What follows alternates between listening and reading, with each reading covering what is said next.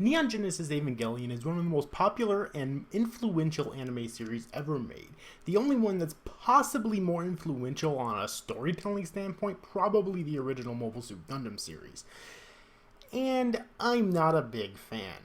I understand how important it was for the evolution of anime going forward, and the show isn't terrible, but it just never grabbed me personally like it did others. That is, I liked it more when I first saw it when I was like 15 or so, but after rewatching it recently, I don't really feel nearly as highly about it. And the single worst part about the show is the main character, Shinji Hikari. I already know this is going to be a polarizing opinion. There are people who will agree with me, seeing Shinji for the whiny little shit that he is, and there are others who will disagree, sympathizing with his struggle, feeling that he acts 100% realistically given the situation and his age. I disagree.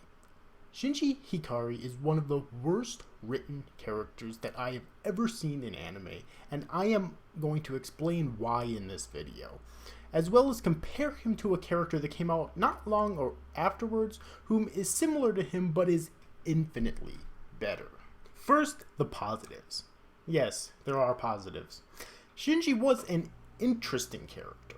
Along with the rest of the main cast, he was a teenager who was forced to pilot the giant robots of the series, known as Evangelions, to fight the monsters of the series, known as Angels.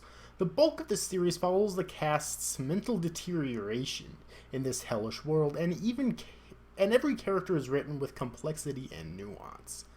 Well, almost every character, because that's where Shinji's intrigue concludes. While I did feel sorry for his situation, and Gendo is one of my all-time most hated anime characters, there was a lot that felt unrealistic. When determining if a young character is realistic or not, what I like to do is think about what I would do if I was in their shoes when I was their age. In this case, while I would have been depressed and probably even cried myself to sleep every night, I still would have done something.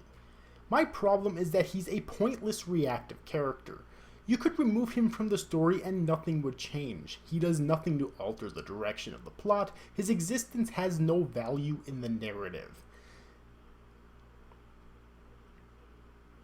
Name one thing he did in any of the 26 episodes that changed how we viewed Evangelion.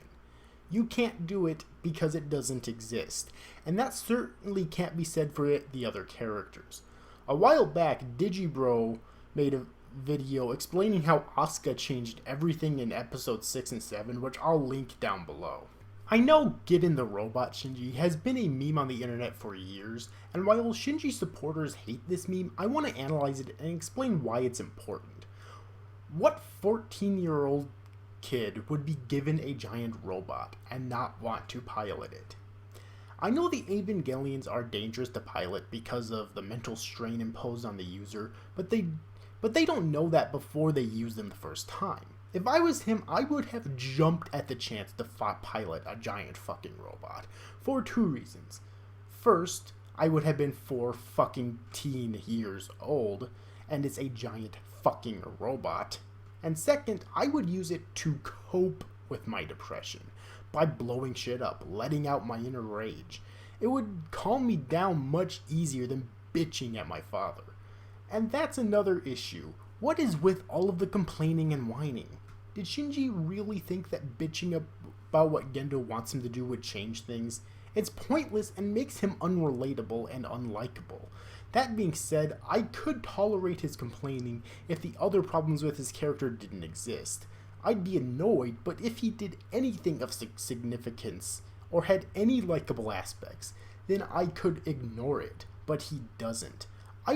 I would bring up scenes in particular to prove my point, but seriously, just watch the damn show. There's so many obnoxious scenes that this video would be a fucking hour long if I broke down every single one.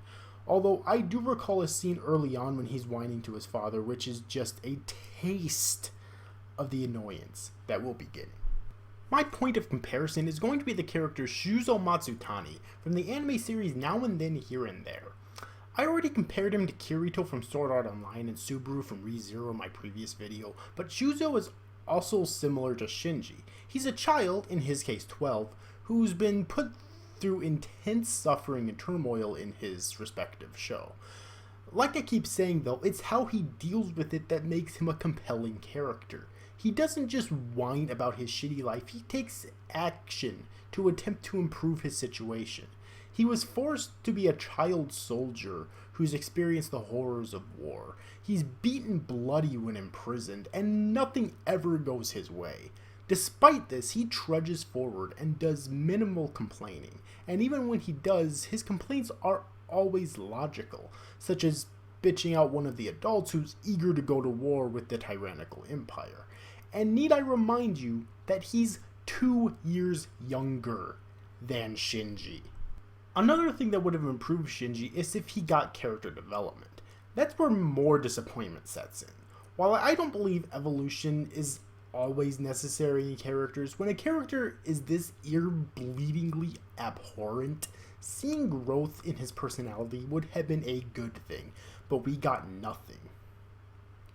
In conclusion, Shinji Hikari is infuriatingly annoying, frustratingly unrealistic, and unbelievably unlikable. Whenever I watch him, I just think how I would act if I was in his situation when I was his age. Maybe if I was 8, his attitude would have been reasonable, but not 14. And that does it for me. If you enjoyed this video, please be sure to share it around to others you think might like it, like the video, subscribe to my channel for more content in the future, and follow me on Twitter if you feel the need. Thank you all for watching, and I'll see you in the next video.